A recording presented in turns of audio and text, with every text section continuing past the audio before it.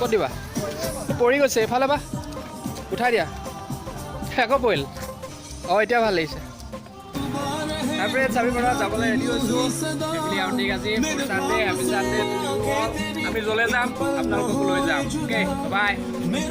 দিয়া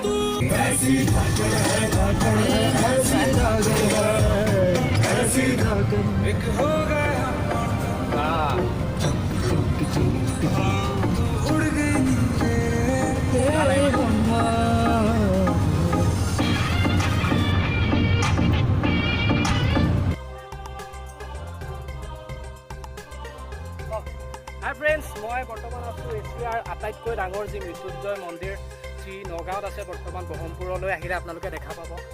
এই মৃত্যুঞ্জয় মন্দিৰভাগৰ ওচৰলৈ আহিছোঁ আৰু তেওঁলোকৰ যিসকল কৰ্মকৰ্তা যিসকলে এই মন্দিৰভাগৰ কাম কৰি আছে তেওঁলোকক যেতিয়া সুধিলোঁ তেওঁলোকে কৈছে যে 2 বছৰৰ পাছত সেই মন্দিৰ সম্পূৰ্ণ হৈ উঠিব আৰু তাৰপিছত ভক্তগণৰ ইয়ালৈ প্ৰৱেশ ঘটিব পাৰিব আমি যথেষ্ট সুখী আৰু ইয়াৰ যি বিশালতা দেখি সঁচাকৈ ভাল লাগিছে আৰু এই সুন্দৰ এই পৰিৱেশ আপোনালোকে কেতিয়াবা যদি আহে তেতিয়াহ'লে এই অৱস্থাটো যদি আপোনালোকে চাবলৈ আহে তেতিয়াহ'লে ইয়াত আপোনালোকে এই জেগাখন চাই বহুত ভাল পাব এনে নহয় যে 2 বছৰৰ পিছত কমপ্লিট হ'বৰ কাৰণে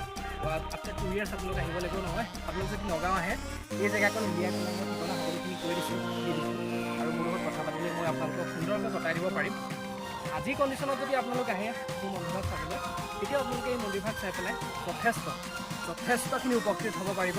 গতিকে আজি মই আপোনালোকক দেখুৱালোঁ এছিয়াৰ ভিতৰত আটাইতকৈ ডাঙৰ মৃত্যুঞ্জয় মন্দিৰ ওম নমঃ শিৱায় ওম নমঃ শিৱায় ওম নমঃ শিৱায়